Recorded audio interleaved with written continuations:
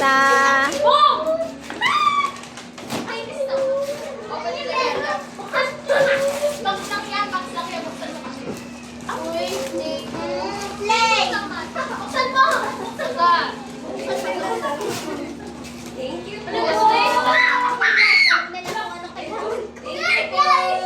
Ano yan?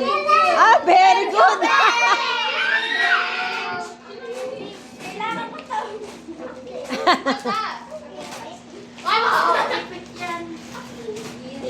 Very good. Nakailang ganyan ka na. Lagi na lang nasisira yung... Lagi na lang napapahamak yung baon na water bottle niya. Lagi lang napapahamak.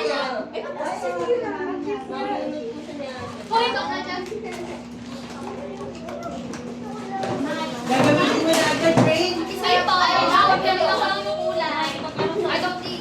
Gusto niya raw makeup. Ah,